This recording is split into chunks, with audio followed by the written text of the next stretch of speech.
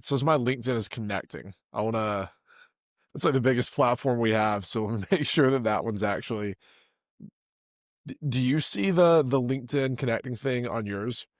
Because we're definitely live on Twitter right now, I think. Um, Can you see the Twitter one went through. LinkedIn will, it's the LinkedIn one takes like, it's like powering up. It takes like a full minute to connect. Um, let's give it a sec.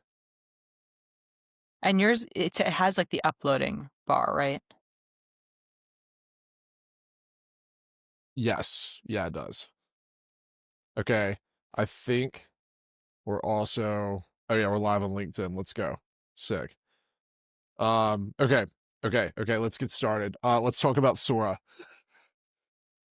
Let's talk about Sora. Is it still gated? That's what I was trying to figure out. I don't know. I've been having a lot of fun with it. My last few Soras, I made a Sora of me ripping a city bike. What if I could, Sora should integrate with Riverside. I just pull it up now. Ripping a city bike at like 45 miles an hour on the Brooklyn Bridge. It's like, the weird thing about it is, um, have you heard of this concept, like the uncanny valley, where like we don't like things that look almost human but aren't? You know what I'm talking about?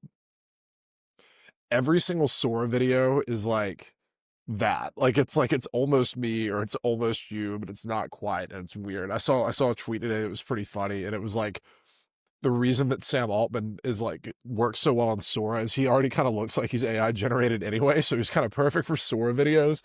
I was like, that's actually pretty spot on. He does have a very AI face. Um, Well, it's funny but because there are certain people who, like my younger brother, for example, his cameo or avatar or whatever, like looks exactly like him. Like yeah, whatever recording he did it super well. Because every video is like the fidelity is amazing, whereas mine is like meh. Like my sister-in-law's is meh.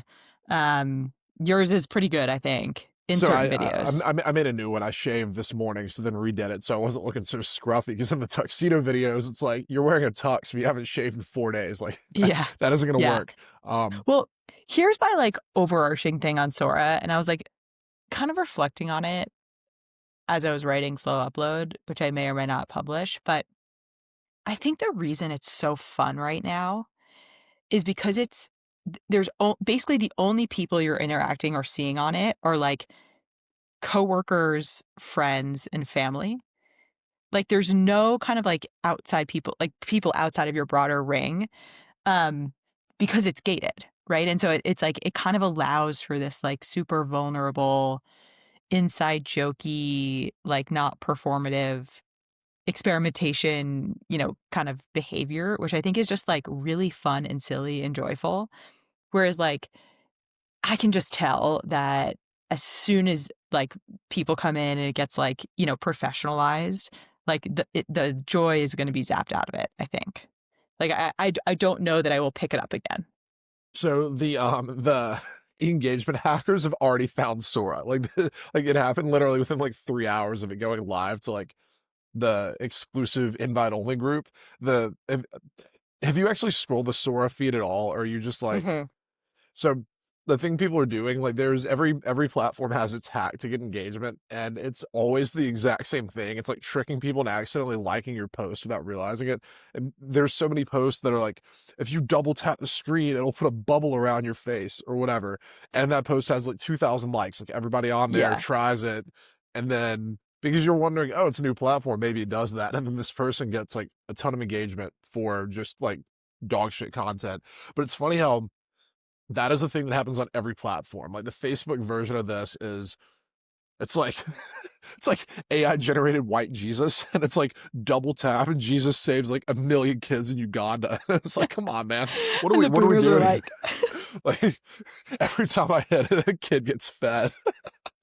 It's like, no, they don't. No, they don't. Like some dude running a bot farm in the Philippines just keeps gassing up ad revenue off of this. It's ridiculous. yeah. I don't know. Greg Eisenberg had a tweet. Do you know who that is? Yeah, yeah. Yeah, he had a tweet yesterday or the day before, whatever, that was like predictions about like what we're gonna see from Sora, and it's like, like the first Sora creator and people making a ton of money. Like I'm just like, like the joy is gone so Yep. quickly. Like it's just Yep. evaporated. Yep. um, but it is interesting. I mean, the thing that I like, just like the hilariousness of all of this is like, to your meme, this is so far from their like lofty super intelligence goal. No, And I like like. I agree. Sorry, I'm muted whenever they're doing. Whenever there's a baby over here that cries, so when I'm not talking, I keep muting my.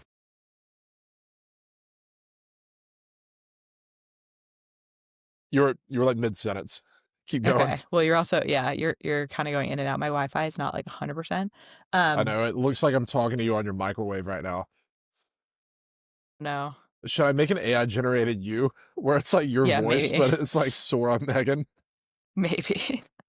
Um, no, so but I guess like all roads lead back to ads, right? And like this was kind of basically they had two announcements this week. One was Sora, and then obviously the second was in-app commerce, which is just like the perfect ground for advertising. And so it's like I guess ads just fund super intelligence. Ads. I mean, that's always how it's been. That's what Meta did. That's like Yeah, no, I know. that's that's how Google, that's yeah. Uber, deep self-driving mind. cars being funded. Uber has like $1 billion ad business now. Oh, is that right? Yeah, like Uber's ad revenue is crazy. Like businesses that actually make all their money off of a thing that isn't their thing is so funny. Like Blade being an organ transit company, I mean Uber's main business is obviously like rideshare, but the ad business is so much higher margin. Like in-app ads, it's yeah, bless you. Do do you think that well, you can bless people for any sort of ailment. That's true. um do you think that like I feel like there's like this 6 month window where I can just spin up like 100 different like slot bots that are just milking ad revenue across. I've thought about this. Like the world's going to slop. It's terrible. Like it's almost like modern day Robinhood. Like not the stock trading platform, but like the old like folktale or whatever. Instead of hmm like robbing all the like rich aristocrats, redistributing money to poor people, it's just like making like boomer slot bots to just like extract attention from boomers on Facebook and then like Venmo to all my friends. I think that there's like I I I need to like look through like how Facebook's like ad payout ad share actually works, but I just think like if I was just really deranged and had no moral compass, I could print money with a slot farm right now. Like it'd be so easy to do. Just like Claude code, vibe code, slot bots on like all the accounts. I don't know. I sort of tried to do that yesterday with the Instagram thing, but couldn't get it to work right. Yeah. Yeah. I don't know. I just like I'm in this moment. Like the other thing that I read this week. Um, what have you seen this article? I forget her name, like Danielle or like something. She's basically like a sorority sister at one of these big Southern sororities, and she's making like millions off brand deals on the heels of RushTok. Like she got really Yep, popular doing RushTok. I assume you know what that is. I do. I was in Yeah. a fraternity back in the day. I'm very familiar with RushTok. Yeah. So, and I'm like, and then I was like thinking back to my college experience, like God, everything's like corrupted, It's like, where is there, where are the pockets of just like unadulterated like joy and silliness? And you know what I mean? It's like, is Yep. everything just going to be like ad driven? Well, it's like there's like this culture of like grift and financial nihilism is like such a thing now because we have Yeah. it used to be like the world was a better place when like sort of seedy ways to make money were kept in the shadows. Like, I don't know, sports betting was kind of cool when it was like the cigarette of like money, where like you had to go to this like sketchy, like possibly Sicilian dude to like place a bet like in an alleyway. But now it's like, fuck it, like 27-way parlay on my phone right now, like dopamine straight to my prefrontal cortex. Not a good world to live in. Or like, oh, hot chicks on TikTok in college, RushTok. Now let's like fuck it, give them like $200,000 in brand deals. It's like it there's like zero friction in like financializing or monetizing attention now on anything. Like you can basically Yeah. monetize dopamine and attention at any medium instantly. I don't know. Like I totally agree that like it makes it just makes everything a little bit more cynical because you're like, all right, who's getting rich off of this? Like nobody's just doing stuff for fun anymore. Yeah, and so I'm kind of like, where do they exist? And like, how can I just place myself more? And I realize how ironic this is coming from me, where my job is quite literally to invest in people who take the internet seriously and monetize.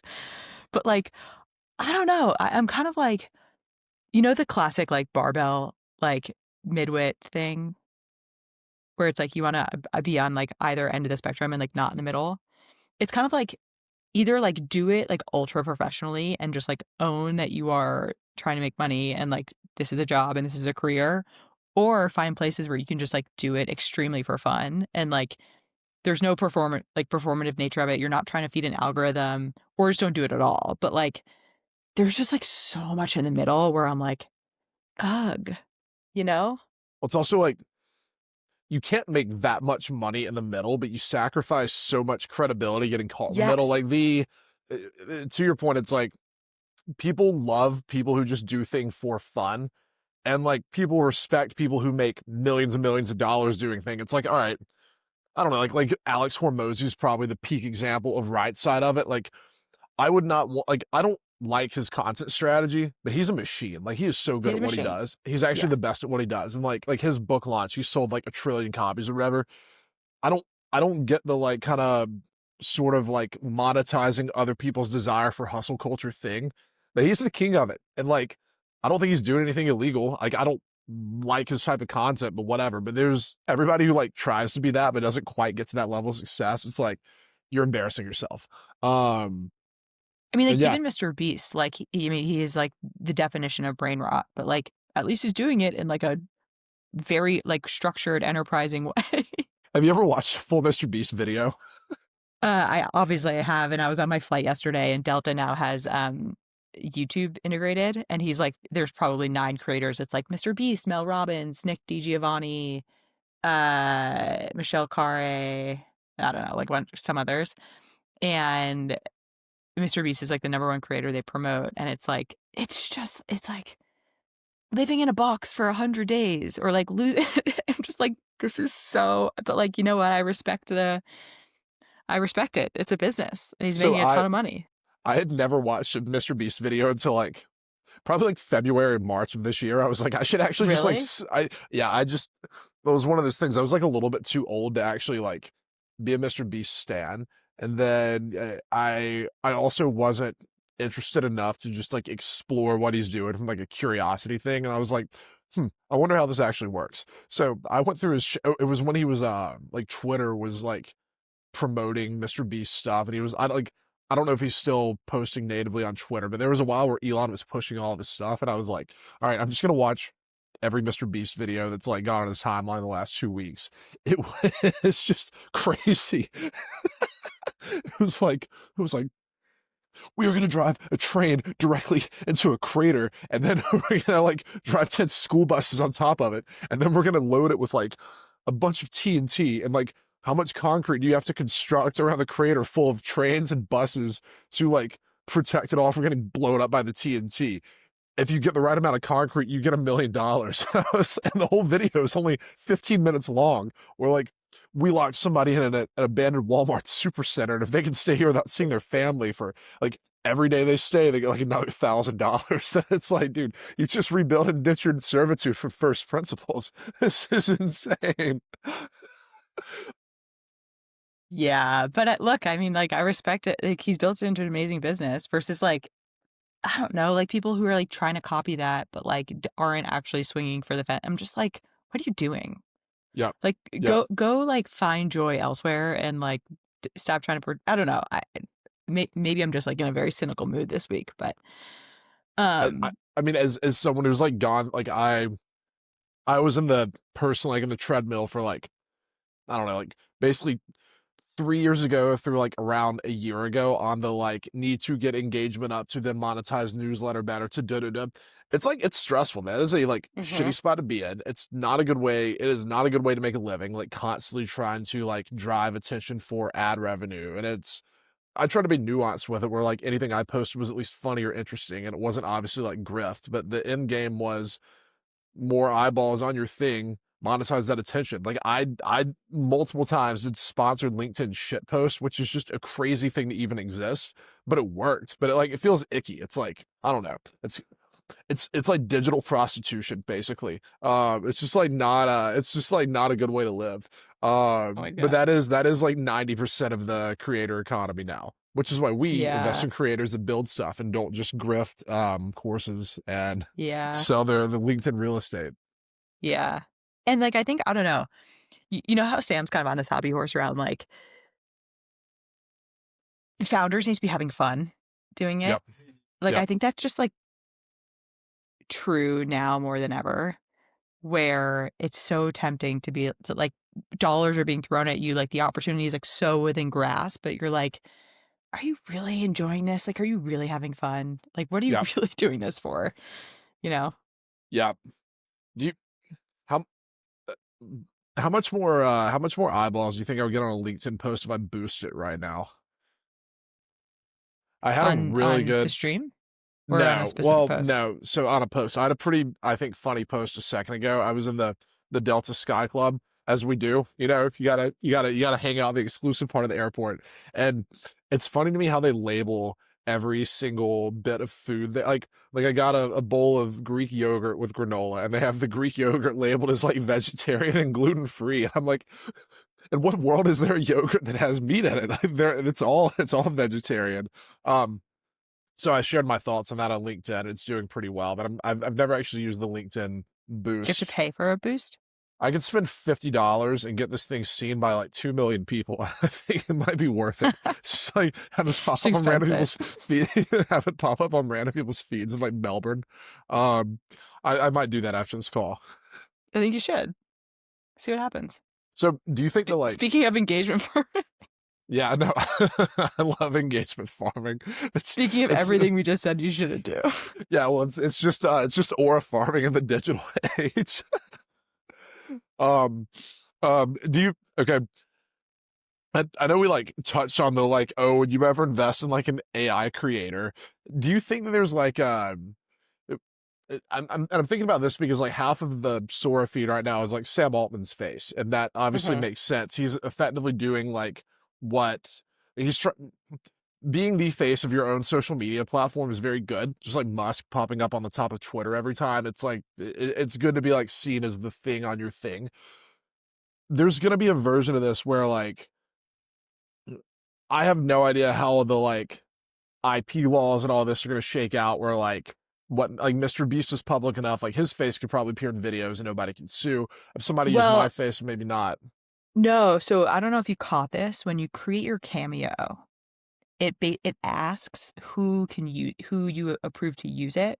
So it's like only you, people you follow, everyone, right? So it's not that anyone could use, like Sam obviously has it set where like anyone can I saw cameo him and Sam and use I his are stuff. public and you weren't. But so can anyone use yours, Jack? Yeah, for sure. Hmm. I want my face in Obviously like you would do that. everything. hmm Yeah, I I don't know. I'm like I'm a pretty bit of like an anti influencer all this stuff. myself.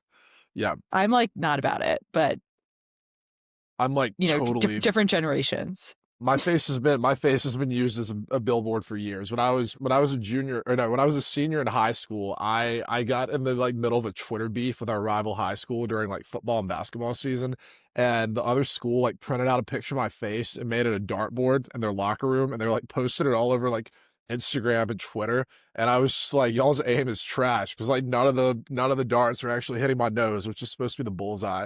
So I say all that to say, like I fully welcome and endorse the internet, both vilifying or I don't know what the opposite of vilifying is, heroifying, me.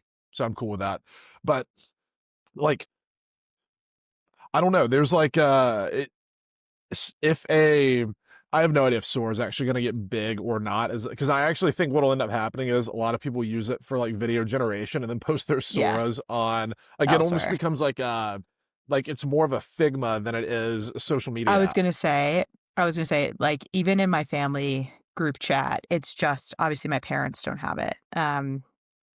And it's just like videos and videos and videos and just like sharing Yep. videos. And so Yep.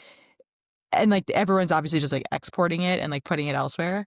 The other thing I'll say about why it's really fun, at least right now, is because like all of these crazy people are on it and you can be like their first like follow. You know, like Dylan Field of Figma was on it and he had like 5 followers and I was like, I'll follow him, you know? And it's like I made top 50. Yep. he gets that notification and it's like, not that he gives a shit or even knows who I am, but it's like He might. it's this kind of like cool, you know, you just like feel like you're part of a club. Wasn't this what happened with Clubhouse? Everybody thought it was super exclusive if they were like early on. Like, it's the same thing. Anytime a new thing pops out. Yep. Same thing. Yep. So yeah, so we'll see what happens. But I'm like, I already find myself like over it a little, which is pretty crazy. I'm having a blast with it. But you're still going? Yeah. Yeah, I mean, I ripped another one today. I'm gonna be like, I don't know. I've got like a 6-hour flight. I'll just be making Soras the whole time. Maybe I'll make Soras with whoever's sitting next to me. Well, the other thing is like, it's so blatantly obvious, like where my creative voids are. Like my little brother is so freaking funny, and he's like you, like he just comes up with these unbelievably creative prompts. Like I'll read you what he just did. What's he doing this weekend? Hit him up. I think he's around. I will. Shoot me his number. I'll say, yo, your sister said we should hang out. He goes, Brian singing karaoke in Mandarin in a park in Little Japan, San Francisco. He is surrounded by older residents doing their morning stretches and movements. I'm like, your brain is so broken that like that is what you think of. But it's hilarious. That's just like late 20s dude brain. Like that's like, I guess. I'll send this to you. It's so funny. Anyway. Wait, back to the Rush thing. Have you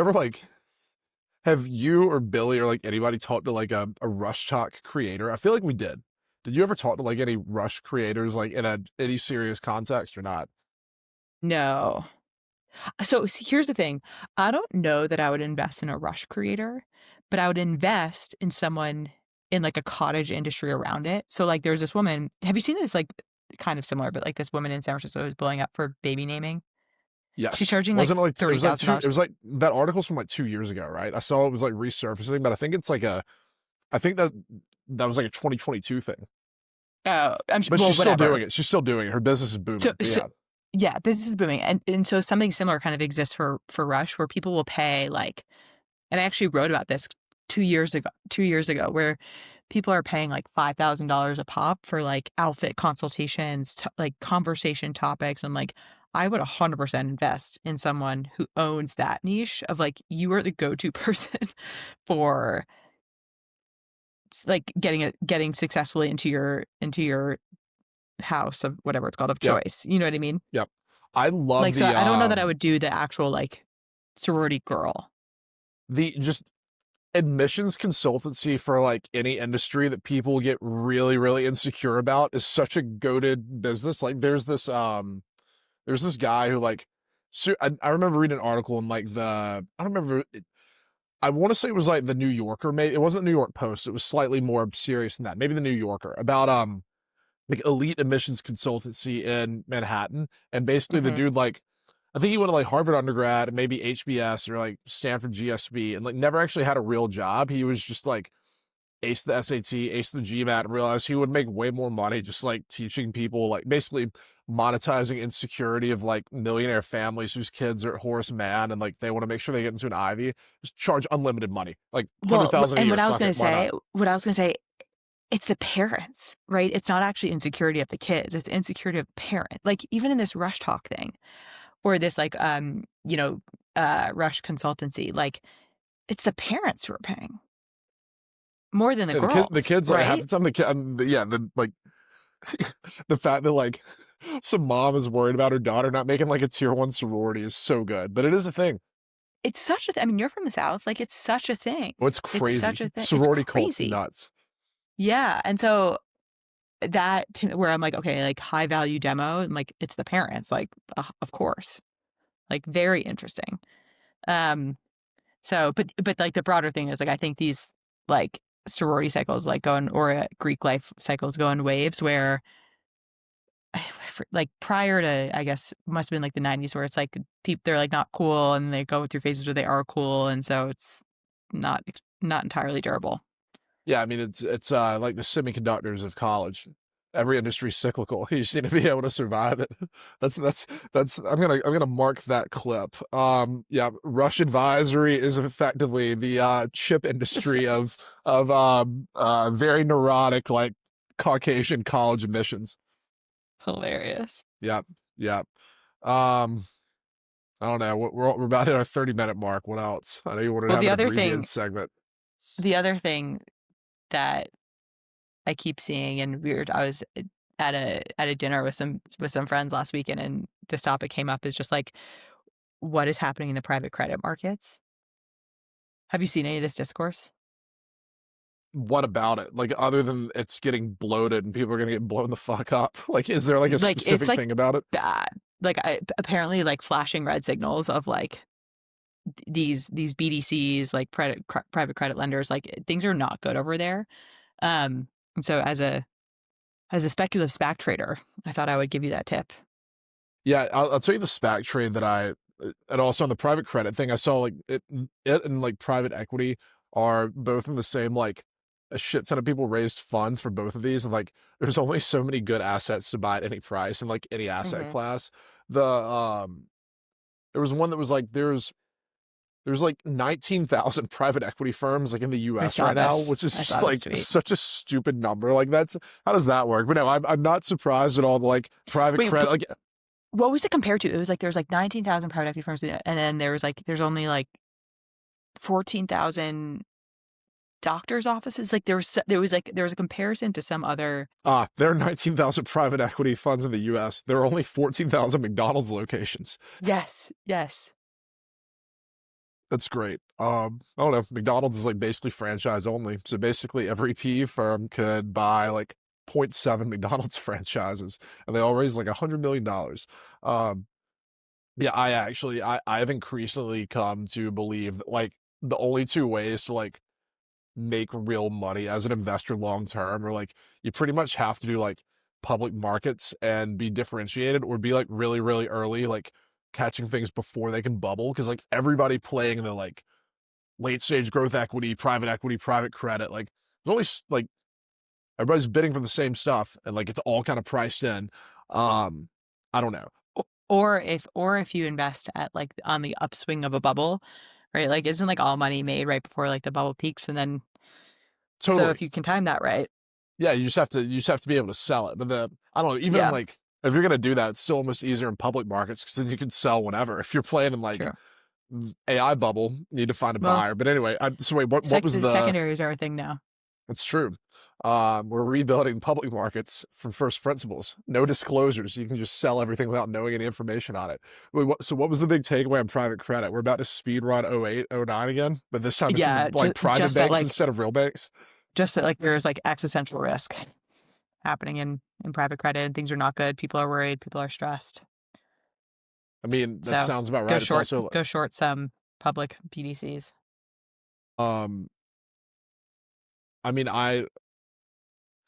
yeah, I actually don't know enough about private credit to know what to short on that. But on this SPAC thing, I will say the SPAC trade that I missed that I'm really pissed about is like Sam Altman's on the board of some like like portable or mini nuclear reactor former SPAC called Oklo, and the stock has gone like bonkers now. Let's see. It went public at like $10 a share, as all SPACs do, like 4 years ago. Dropped to $6 in 2024. It's at 128 now. The business is completely trash. Like they make no money. The founders have sold like hundreds of millions of dollars, like over and over and over again to the public markets. Whatever. I'm actually not that mad I missed that. There was another nuclear energy SPAC that like hasn't closed its deal yet, but they announced one like 5 months ago. So like you can still get your money back at $10 a share until that deal closes. And the stock sat under $11 for the last like 4 months after it just started ticking up like a month ago. I wonder what it's at now. It's at like 17 now. And I'm just like, it was still at $10.80 a month ago or 2 months ago. It was literally free money, free 70%. Should have YOLO'd it. I've just been like I haven't had enough free time to be tracking the SPAC market. I've been off my A game this year. I Too forgot much this so sick. Sora, not enough SPAC. No, literally, I was like so pissed I missed this because it's actually free money. Like not even fake free money. The only cost is opportunity cost, like not buying something else. Max loss is 5%. Like 24-year-old me would be just screaming at 28-year-old me right now. So I'm washed like Aaron Rodgers. It's over for you. It's over. I just need to retire. What Um, else we have to talk about? I don't know. What other? Let me see What are if you let doing me in New see if York? what am I doing in New York? A bachelor party. Every Latino has their bachelor party in New York. So it's gonna be a very fun like next month. I am in New York this weekend for that. In New York next weekend before our AGM. I was gonna be in New York through that weekend, but now I'm going to Miami for a bachelor party that weekend. And then it's my like former roommate slash best friend's birthday Halloween weekend. He's like, come back on Halloween weekend. And I was like, okay. So I'm basically spending 4 of the next 5 weekends out of town in either New York or Miami, which will be really fun and fruitful and like holistic and joyful and stuff. What about your book edits? Yeah, that's like on the plane today. A lot of that tomorrow. Like the whole first half of the day Saturday, flight back Sunday. I I'm putting myself in the absolute lion's den for to get book edits done. We'll get there. Oh, You'll I get actually do there. have something to talk about books, not about my book. I'll be shilling that soon enough. But I met with this founder last week, and the company is so cool. It's called Bindery, and Oh yeah, basically they yeah, like so I didn't realize so did you like look at them previously? I think the business model is fascinating. couple years ago, I can't remember if we talked to the founder or like someone sent us the deck or something. Yep. But I have a ton of notes on it. Yep. Anyway, yeah, the guy's name's Matt. I met with Angel, like forwarded it back around to me like 2 weeks ago, and it's like they're like too big for like seed now. But anyway, we were chatting, and the whole idea of making like BookTok influencers publishers is like kind of fascinating. And like the big five publishers are all like multi-billion-dollar companies. So it's not, I mean, you got to take a pretty crazy worldview to think that like, oh, this could become that. But also, the only channels that are actually moving books now are BookTok. Like book sales have declined, and like BookTok has made fiction fantasy blow up. So I don't know, like Penguin can't actually market books now. Influencers can. I thought the whole thing was fascinating. I mean, and also like it's one of the few like previously there was no good way for these like book talkers to make money, and now like setting them up basically as a publisher, they get economics in the books they promote. Like incentives are pretty aligned across the board. If book does well, Mm-hmm. they make money. They're only going to pick books that they actually like and think will do well, because they're not going to shill a book they think sucks if they want to get paid on it too. So yeah, I don't know. I thought it was sick. I'm like very bullish on like just Well, that model. and it's funny because like I think we looked at them maybe 2 years ago, and at the time it felt like Book Talk was like peaking a little, Yep. but it's like It's still it's growing. continued. It's still growing. Yeah. Well, there's this whole like the whole like locked in meme, like locking in Q4 2025, all that. Like there's this entire Gen Z self-awareness that like social media is frying our brains, and books are like the one medium of entertainment that's like it makes your brain more wrinkly instead of smoother. So like there's a very self-aware I need to read more, and like I've got to get off of like just doom scrolling. So book talk is like this one little solace in like TikTok that's like, oh, this is like beneficial for my brain. I think it's gonna keep going. Like, I actually think that like the whole book talk and again it's like how big can that get? I don't know, but like I think book talk is kind of a permanently entrenched book marketing channel. Yeah, someone's gonna make money on it. I will be leveraging book talk aggressively here in like 9 months. Watch me. I'm gonna be all over Yeah, the place. I'm excited for it. Okay, Um, Sick. All that right. concludes today's session. Yeah. Enjoy the festivities. Have a safe Have, flight. I hope it's bumpy. I got the Delta One upgrade, which is Oh, you sick. did? Yeah, but I got it this morning. But I'll tell you what I did not get. I moved next week's flight to the Red Eye. There's no Delta One seats left. I got Comfort Plus, but okay, wait. I have a adult league basketball game at 8 from like 8 to 8:45 on Wednesday. My flight's at 10:50. I think I could play the basketball game, go to the airport, shower at the lounge, and get on. Like that's doable, right? It's only a 25-minute Mm-hmm. Uber from basketball, and then I'd probably sleep better if I exercise aggressively before the flight, right? Mm-hmm. Okay, so like, Yeah, but Comfort Plus is not doesn't give you much no, I know, much especially recline. for a big boy like me, I'm too big for the Yeah. seats. Yeah. Um, Yeah. I don't think you're gonna be sleeping much, but it's fine. It'll make me grind hard. I'll work on my book then. perfect. Okay. Cool. Have a safe flight. You too. Well, I guess you already